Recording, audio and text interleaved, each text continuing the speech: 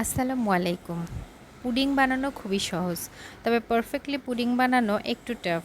আর একটা পারফেক্ট পুডিংয়ের জন্য আমি এখানে 1 লিটার দুধ জাল করে নিচ্ছি। 1 লিটার দুধকে ভালো মতন জাল করে আমি এখানে 1/2 লিটার করে নিব। এই যে দেখতে পাচ্ছেন আমি খুব নেড়ে নেড়ে দুধটাকে 1/2 লিটার করে নিয়েছি। আর 1/2 লিটার দুধের জন্য আমি 3টা ডিম এখানে ইউজ করেছি।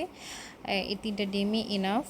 আর এর সাথে আমি একটা ডিমের জন্য 3 টিস্পুন আমি চিনি ব্যবহার করেছি। আর চিনিটা আপনারা আপনাদের টেস্ট অনুযায়ী ব্যবহার করবেন। তবে আমার কাছে পারফেক্ট চিনি মনে হয় 3 টিস্পুন দিলেই পারফেক্টলি সুগারটা ঠিক থাকে। আর এদিকে আমার সেই জাল করে রাখা দুধটা আমি এদিকে ঠান্ডা করে নিয়েছিলাম, একদম পুরো ঠান্ডা দুধের মধ্যে আমি আর কি আমার এই মিক্স করা সেই ডিমের মিশ্রণটা ঢেলে দিয়ে খুব ভালো মতন মিক্স করে নিব।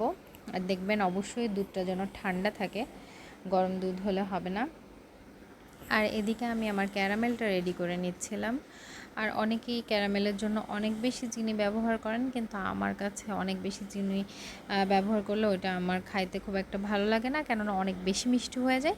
যার জন্য আমি এখানে 2 টিস্পুন চিনি ব্যবহার করেছি, এতে আমার পুডিংটার জন্য পারফেক্ট ছিল।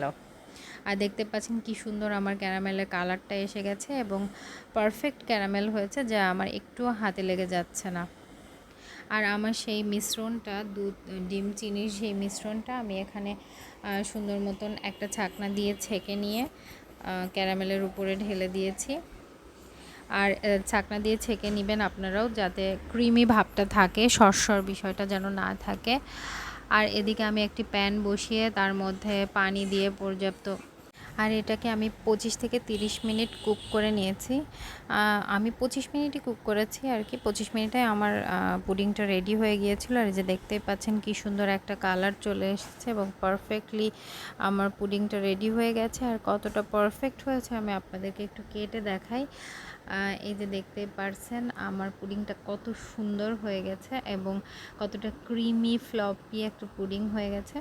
তো আপনারা যদি পারফেক্টলি পুডিং তৈরি করতে চান, এই আমি যে টিপসগুলো দিয়েছি এগুলো যদি ফলো করে আপনারা পুডিং রেডি করেন, তাহলে ইনশাল্লাহ আপনাদের পুডিংও কখনোই ভেঙে যাবে না।